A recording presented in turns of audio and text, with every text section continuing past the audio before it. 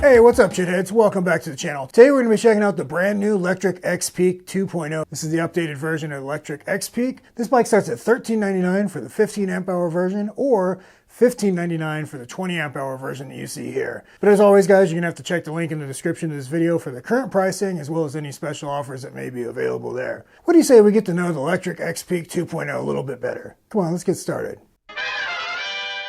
Here we get a closer look at the Lectric Xpeak 2.0. This is available in two different colors, white for the step through or gray for the step over. One thing I've noticed, Lectric has a very nice fit and finish. Some of these bikes have cheaper looking paint jobs. This is really nice. This looks like something you'd see on a car. Lectric claims this bike has a payload capacity of 330 pounds and it'll fit a rider between 5'2" and 6'3". So here it is with the seat all the way down. Here we have the seat at maximum, which is absolutely absurd. I'm not even going to try and get on top of this, but yeah, I guess if you really wanted to, you could ride it up this high. However, I wouldn't recommend it. 6'2", I feel like this bike fits me fine. Spoiler alert, I've ridden it already, and I know it fits me fine. And this bike is also equipped with a suspension seat post that you see here. You start off here in the rear. This is a Shimano Altus 8-speed derailleur. You got your 8-speed cassette. This is a 26 by 4-inch fat tire e-bike. And this is equipped with Chow Yang with 3 hippo skins. We have a double wall front chainring. Lectric likes to use these quick release pedals. You can take on and off really fast. It comes in handy if you want to remove your pedals. And they're metal, and they give you these nice shin destroying pleats in there. Moving up, you see have this electric seat. However, I've used this seat on the Lectric 1, the same seat, and this seat does not agree with me. Seats are highly subjective, and that's going to be up to you. Give this one a try before you make any brash decisions. It comes with a suspension seat post here, and I did learn from my esteemed colleague, Mr. Scott Hardesty, if you take this seat post off, there's a big Allen key on the bottom. You can adjust it because I noticed when I was riding this bike, it was just pushing the seat all the way down. I tightened it up, and it feels like it's going to give you more support. It has plastic fenders, front and rear. Rear rack here, rated at 60 pounds. RST Renegade front fork. Now, Lectric claims this fork cost them $400, which is quite impressive for a bike that starts at $1,399. I've ridden various other e-bikes that have an RST guide front fork, and I do like the guide. And for what I've used on this Renegade, this is a really nice front fork. It gives you two basic adjustments here. You have your compression. You can go all the way to lockout or full open. I almost always ride this on full open. And on your left stanchion, you have your preload adjuster. And what's kind of nice about this one is it has this little tab you can fold out. It makes it easier to get a grip on this and adjust your preload. RST Renegade front fork has 80 millimeters of travel. The Lectric Xpeak 2.0 is equipped with hydraulic disc brakes front and rear. The front has a 203 millimeter rotor, and the rear is a 180 millimeter rotor. Another nice feature of this Renegade front fork is it has a through axle with a quick release. So you undo the quick release and you can unscrew this. Through axle is one of the most secure ways of mounting the front tire. Even if this comes loose, the axle stays in place, where a traditional axle, if it comes loose, you hit the bolt, it can drop out the bottom. This bike has a frame integrated battery, and if you want to remove it, simply put in the key here, twist the key, push the button on the other side, and then it pops out the battery. It is kind of a tight fit between the fender to remove it, but you can kind of finagle it out. Hold on, guys, I got to take this. Hello? Yeah, how you been, man? Good. It's going to be a while. To replace the battery, simply reverse the process of removal. This bike comes standard with a 2 amp charger, meaning it'll take you 10 hours to charge the 20 amp hour version, or about 7.5 hours for the 15 amp hour version. You have two options when charging this bike. You can charge it using the charge port right here, or you can remove the battery from the bike and charge the battery separately. Hey, who am I to tell you what to do with your bike? You'll be happy to know that the battery on the Xpeak 2.0 is UL2271 certified, and the bike itself is UL2289. What exactly does that mean, guys? You know, I couldn't really tell you. All I know is that currently you can't buy a bike in New York unless it's UL certified, and it looks like more states are going to go that direction, and it also means your bike's basically just less likely to explode or catch on fire, which should give you some peace of mind when you have these bikes under the same roof where you sleep, right? This bike is equipped with the M24 Stealth motor with a 750 watt nominal and 1310 peak watts of power. They call this the stealth motor because this is one of the absolute quietest e-bike motors there is out there. As a matter of fact, this is the quietest e-bike motor that I've ever used. When you're out riding this bike, you don't hear the motor pretty much at all. All you'll hear is the tires rotating on the road, and that's about it. One of the biggest differences between the Xpeak and the Xpeak 2.0 is this is a torque sensor bike. The difference between a torque sensor and a cadence sensor is a cadence sensor will give you power just based on whether the cranks are moving or not.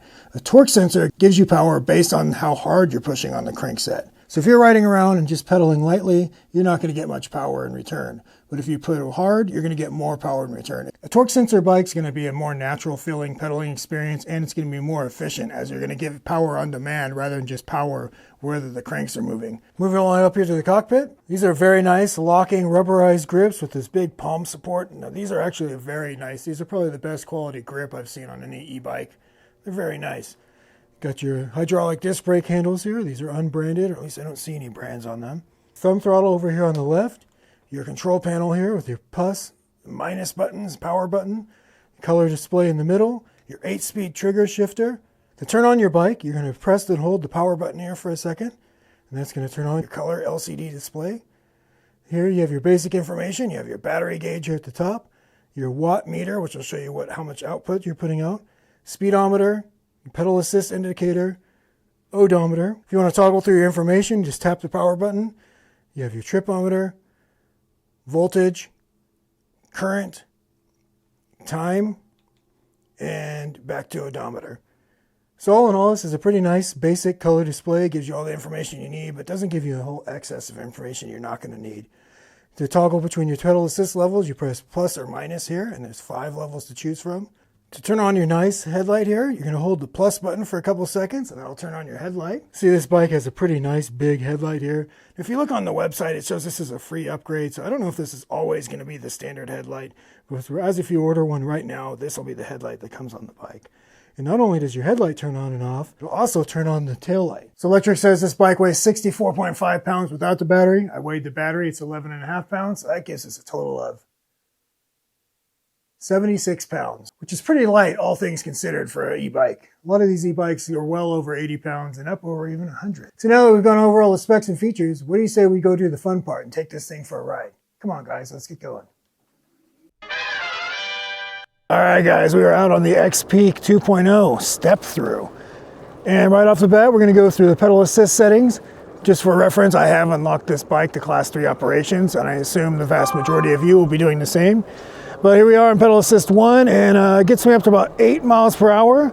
Let's go up to pedal assist 2. You can feel it kicking in. Pedal assist 2 is going to take us up to about 15. Get out on the road here to do pedal assist 3. Pedal assist 3, we're cranking right along. Pedal assist 3 looks to about 20. Pedal assist 4, we keep going, doing about 24. We're going to go pedal assist 5. Let's see if we can hit 28. 27. 28 exactly. So no surprise, guys, this is a Class 3 bike. Lectric plays things by the rules. You're going to get 20 miles an hour on throttle, 28 on pedal assist. And this M24 motor they use on these electric bikes is almost silent. I don't know if you're going to hear anything from this video, but you can almost hear absolutely nothing on this bike. I can hear a slight hum from the tires. That's about it. This is a very, very quiet bike. So quiet to the fact that I think they should have given you a bell or a horn on here, because inevitably you're going to end up sneaking up on people and giving them a nice scare. Initial impressions with this suspension seat post, I feel like I am 245 pounds. Well, I am 245 pounds. I feel like I'm definitely on the heavy end for this, because when I feel like I'm just always at the bottom of it. And if anything, when I hit a bump, it pushes me out of the suspension and then back down to the bottom. So perhaps this will work better for a lighter rider, but for me, I think I'd probably rather get the traditional seat post. As you can see, I'm just pedaling along right now. I'm not putting much effort. I can see I'm only putting out 150 watts or so. So I have a feeling if you're just cruising around like this, you're not trying to use a whole bunch of power, you're going to get a ton of range on this bike. So one nice thing about the torque sensor bikes is it's dependent on how you ride. You're not going to just be wasting power by just throwing the full set amount of power every time you move the cranks.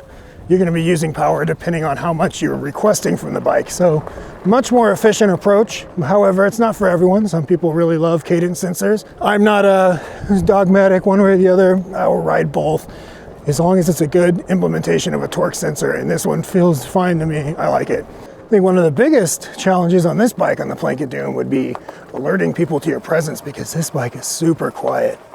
Oh, gross mud. Well, I do not like mud. Listen how quiet that is. This must be a very popular brand of bikes amongst ninjas, where stealth is a necessity. Look no further than Lectric bikes with the M24 motor. Ooh. Not all these things will show up on camera, guys, but riding through here can be quite terrifying. Hello. How you doing? It's Lectric? Yep. And we made it through the planks of doom. For reference, guys, I am 6'2", and this is a reason why I highly recommend getting a step-through frame to almost anybody who's looking to get a bike like this. Because look, you know, this isn't the biggest bike, but still, I have to step over a significant amount. I can do it, but if you're older, you have mobility issues, you're not that flexible, you're not gonna have an easy time doing that, especially if you have any bags on the rear. It's gonna raise that even higher. So the step-through, you just step through like that, simple as can be. Very easy to get on and off. These are much easier bike frames to handle than the traditional step-over bikes, especially with these 26 by 4-inch fat tires. So guys, I highly recommend getting a step-through frame. Hey, this is a nice looking bike, isn't it? Another thing I'm noticing about this bike, which is nice, is you can transition from the throttle to pedaling seamlessly. So I'm using the throttle now and I let off and I'm still getting power from the pedals. Sometimes with these bikes, you use the throttle and then you soon stop using the throttle and it won't give you power from the pedals, and there's like a big gap where the power just drops off. This one's very smooth. And you notice there's no time where it's not giving you assistance. It's a 26 by 4-inch fat tire. It does great in terrain like this, gravel, loose dirt. You know, you're gonna be able to traverse a large array of terrain with a 26 by 4-inch fat tire bike. And this Lectric Xpeak 2.0 is absolutely no exception to that rule. The trigger shifter on this bike is an 8-speed trigger shifter. If you downshift, if you press hard enough, you can go down 2 gears at a time, and you use your index finger and you go up 1 gear at a time. So a lot of these bikes use quarter or half twist throttles. This is Lectric, pretty much uses thumb throttles on all their bikes. Another thing that's really nice about these torque sensor bikes is I have it in pedal assist 5 right now, and you can pedal these from a dead stop without the bike just lunging forward and giving you a real jerky experience. The torque sensor bike's much smoother operation, especially in the higher power levels at low speeds. It's not bad. I mean, you can tell this is a hardtail bike, but the front fork does its job absorbing those bumps on the way down. So I give this a pass on the stair test. I want to point out that although this passes the polarized lens test, if I do turn my gases sideways, at certain angles, it does cut out this display, but when I have my head in a normal angle, I can see the display just fine. Otherwise, this is a nice colorful display. I can see everything I need to see. All right, being this is a nice, smooth torque sensor bike, let's see how it does on the curb of destiny. Granted, guys, this is definitely a more skill-based maneuver, but let's see. We'll see anyways. Ooh, not bad. We're still on it. We're still in the game. Ooh. Guys, I can't even talk right now. I've only done this once. Oh, the Lectric Xpeak 2.0 completes the curb of destiny. For the second time in channel history, guys, I did it. Wow. I don't know exactly how far that is in distance-wise, but maybe, what, 2-3 miles or something? What do you say we give myself a round of applause for that one? Well done. The thing I do notice when you're riding a torque sensor bike, gear selection is much more important in my opinion, because you're gonna wanna get yourself, your legs in the right cadence that you normally pedal in. Whereas the cadence sensor bikes, you can more or less just barely move your legs and it gives you power accordingly. So I do find myself changing gears significantly more when I ride these torque sensor bikes. These are definitely gonna be a better choice if you want to get exercise while you ride. The throttle acceleration test, guys, there's gonna be no surprises on this bike. This is a 20-mile-an-hour throttle only, 28 pedaling. So nevertheless, we're still gonna try it, right? So I'm in pedal assist 5 and let's go. It's got a decent start on it. 10 miles an hour, 15, 20. So this bike is limited to 20, but it's pretty torquey. It gets you up to speed fast. Put out about 1,300 watts on throttle only. This is not the fastest bike in the world. This is a legal Eagle Class 3 e-bike that follows the letter of the law. So I'm gonna ride around in pedal assist 5 for a minute here. Definitely noticing now, the way the torque sensors feel to me is like each level is just like, all of a sudden you have much stronger legs. So now when I give this thing like a good push with my legs, all of a sudden I feel like, wow, I can really pedal this bike fast if I want to, because I'm in great shape. That'll be our little secret, guys, but the bike's helping you out. Nice and smooth, cruising right along. Making absolute easy work of this dirt trail. All right, guys, time for the world famous brake test. Let's get this thing up to speed, and then we'll come to a stop here. These brakes feel plenty powerful. However, I'd actually have to say that the back tire on this locks up maybe a little too easy. But overall, these brakes feel nice and strong, easily able to stop this bike with me on a 245-pound rider. So no complaints with the brakes, but due to the nature that this is a hardtail, it will slide easier than a full suspension bike will. All right, ladies and gentlemen, it is time for the hill test. I'm gonna shift down into the lowest gear, pedal assist 5 in preparation, and we're gonna traverse up this hill and let's see how that experience is. I have a feeling we're gonna have to pedal a little bit here, which I'm okay with. All right, and we are off. Pedal assist 5, 11 miles an hour. Giving it some input with the pedals, but we're making easy work of it so far. You can definitely tell now that this bike is not as heavy as your typical e-bike. Yeah, I can just tell this is a lighter bike. It's a nicer feeling pedaling up these hills, but we're going 9 miles an hour, giving it some juice with the legs. Still at 9. Coming around the final bend, and we did it. So yeah, guys, I don't think this would be, wouldn't want to climb my Mount Everest on this bike, but not a bad job. 1,310 peak watts of power. We made it up that hill relatively easily. This bike is perfect for doing trails like this. Getting out of the house, getting some exercise, enjoying the day. And if you haven't ridden a bike in a long time and you hop on a bike such as the Lectric Xpeak 2.0 here, I guarantee you're gonna have a good time. I do have to say, I think this is probably the quietest electric bike that I've tested out. Well, there you have it. It's the Lectric Xpeak 2.0. Some things I really like about this bike, well, for starters, it's got the RST Renegade front fork, really nice front fork, especially for a bike at this price point. This is an extremely quiet bike. The only thing you're gonna hear is the sound of the tires meeting the asphalt or dirt or whatever you're riding on. This is a legal bike. This is a 750 watt bike, class 2 operation from the factory, meaning you're not gonna have to worry about any of those new e-bike laws and making your bike obsolete or illegal overnight. And this is just a really nice fit and finish. You're buying from the biggest e-bike company out there. You got a warranty, you have a reputable company, and this is gonna be a great bike that you can recommend to somebody that's new to e-bikes. You can put them on this and not have to worry about them going 40 miles an hour and losing control. This is a nice, safe, smooth bike with the torque sensor. It's got a lot going for it. Some things I didn't like about this bike, well, for starters, this seat does not agree with my anatomy. This suspension seat post, I don't think it's gonna work for riders that are in my weight range. I'm 245 pounds. It really just felt like I was staying at the bottom of it the whole time. The only time I noticed it is if I was getting up off the seat, I'd feel it come up. And it is a hardtail bike, so it's not gonna be as smooth as a full suspension bike, but this is a cruiser bike.